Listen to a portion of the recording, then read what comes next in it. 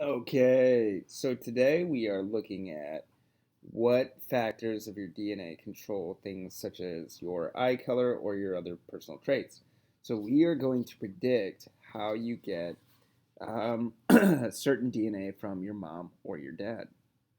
So uh, the genes that you get from your parents can control things such as, say, skin elasticity, your eye color, and other features. So we're going to look at not only human characteristics, but some other animal characteristics today. A quick recap. So DNA is made of a long sequence of nucleotides, the phosphate, the sugar, and the base. And then when you put some of those together, you get a gene. When you get a bunch of genes together, you get chromosomes. And today we're going to be focusing mostly on the genes. So um, I want to recount a part of your gummy worm activity you did last week. So, with your gummy worms, there was a part where I had you take your first worm and compare it to somebody else's first worm. And the objective was to see what your first gene, which was the top color, labeled as 1 in this picture, what color was yours compared to somebody else's. So, if the red yellow one is mine, and the green orange worm is somebody else's, we can see that my version of the first gene, the top gene, is red, and somebody else's is green. My version of gene 2 is yellow, and somebody else's version is orange.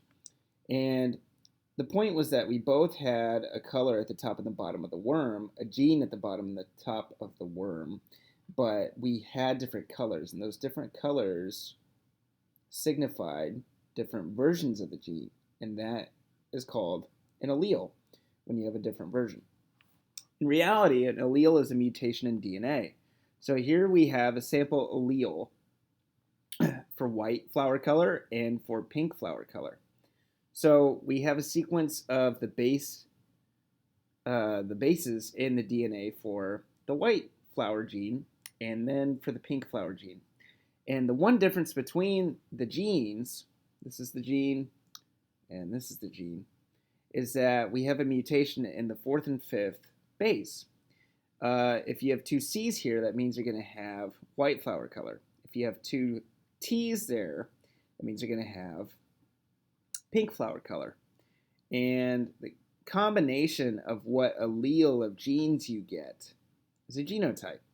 So let me give a brief explanation of what a genotype could be. In this type of inheritance that we're going to do today, if you have so chromosomes come in pairs. So let's look at our options for the white flower. I'm going to draw two options for having a white flower color. This is option 1, and then this is option 2 over here.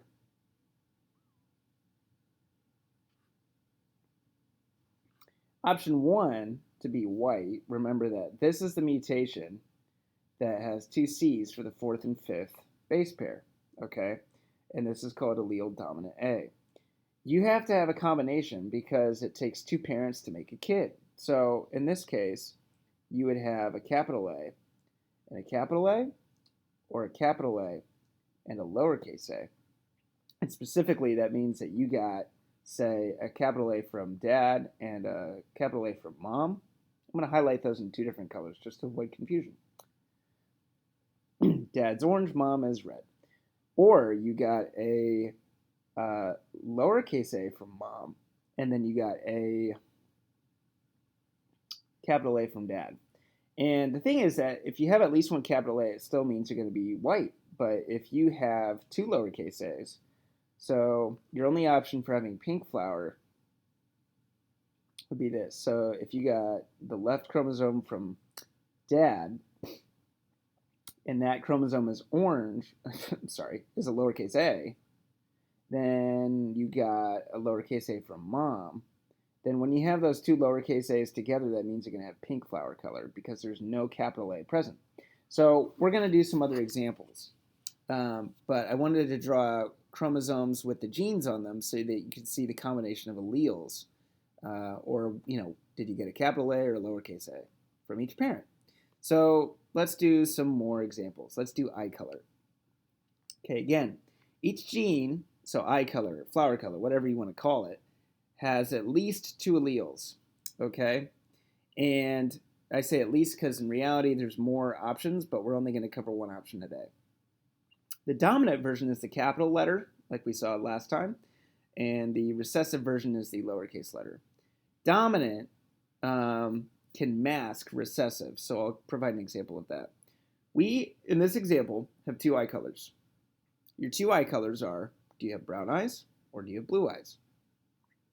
This is an overly simplistic example. I'll actually do how eye color really works later, but it helps to teach the concept.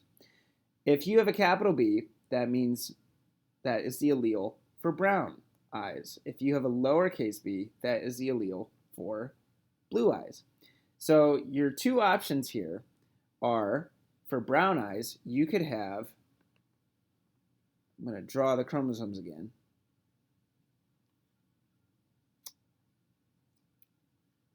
A capital B from dad and a capital B from mom, which would mean that the genotype is the combination of the two alleles, which would be BB.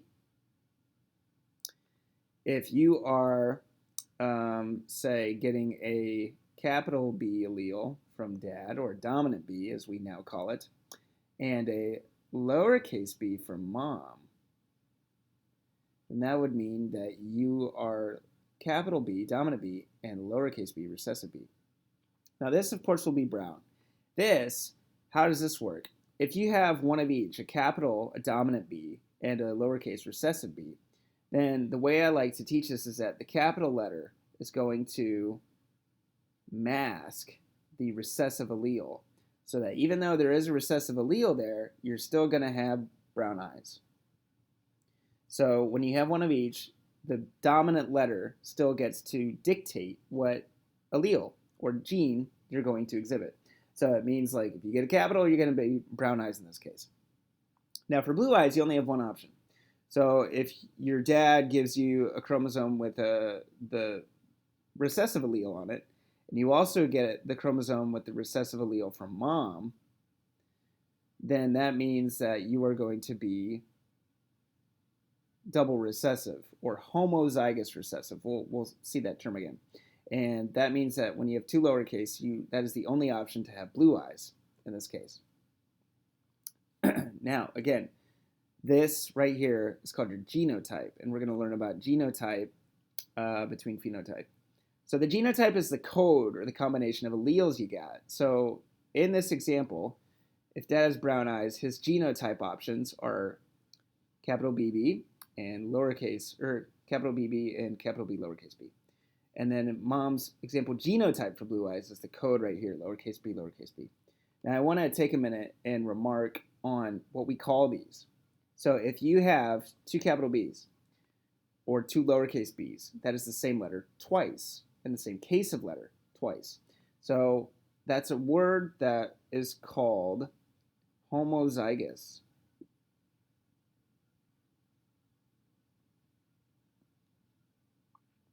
And if you're homozygous, you have the same case of letter twice. You could be homozygous dominant or homozygous recessive.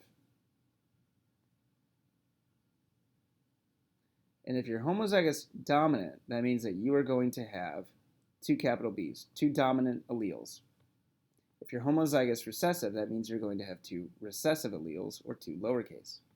If you have one of each, where it's one big and one small, that is called hetero meaning different, heterozygous. So you got different case of the same letter. So heterozygous is going to be called capital B, lowercase b.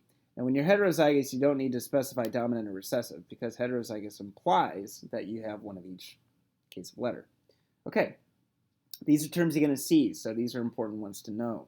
Now, your phenotype, if the genotype is the code that I've circled in red up here, then the genotype is the color you physically see. Okay, so it's what the code means. For example, this or this means brown eyes. This means blue eyes. So the phenotype is what you see. It's brown or blue. Okay, not the code. The code is the genotype, the physical appearance that you see is the phenotype. Coffee break. Okay. So now we're going to do a little tool called the Punnett Square that helps us predict what percentage of offspring are going to have a certain phenotype and genotype. And this is called the Punnett Square. So now we go to the next. These are gender symbols. A dude looks like he's got an arrow going through his head, which is oddly fitting for, most of us in the world. And then females look like they have their legs taken off. I don't know why, but that's the way it is. So our first example is with guinea pigs. So we are going to see what percentage of our guinea pig offspring are going to have black fur or white fur. In this case, black fur is the dominant trait, so that means it's represented by a capital B allele. White is recessive, and that's going to be a lowercase b. So we're doing the first generation of guinea pigs. And what we do is we've got the dad up top, we've got the mom on the side. It doesn't matter which gender gets which side, meaning you put one parent on the top and one parent on the left of the Punnett Square. These are the genotypes for the parent. So dad's genotype, being black fur, which is dominant, is homozygous dominant. And then mom is homozygous recessive, meaning she has white fur. You take one allele and you put it at the left of the rows of boxes, like this. You take one of dad's alleles, or the other parent, and you put it at the top of the two columns of boxes, like this. Then all you do is it's like a grid. So you just pull one allele down and one allele over. Which one first? It doesn't matter, to be honest, except in the event that you have a capital and a lowercase coming together, like we do in each one of these squares. If you have a capital and a lowercase coming together, that means that the capital, the dominant, is going to always be written first. So this would be heterozygous. Bring this over, heterozygous. Down, over, heterozygous. Down, over, heterozygous. So all of our offspring are predicted to have the same genotype.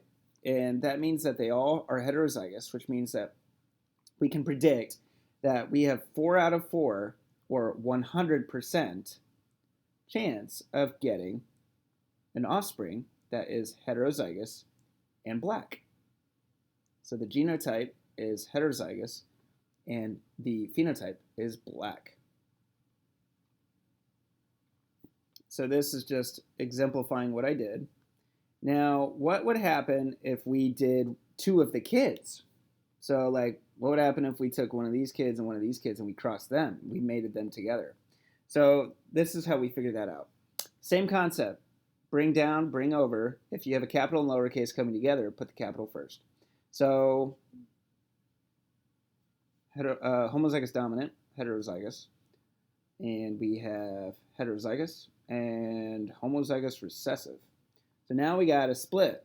So the percentages here are, we have a 25% chance for genotype of getting, so I'm going to separate them into 2 categories here. Your genotype percentage is going to be 25%, 1/4, 1 out of 4 squares, homozygous dominant. Then you could get a 50% chance, 2 out of 4,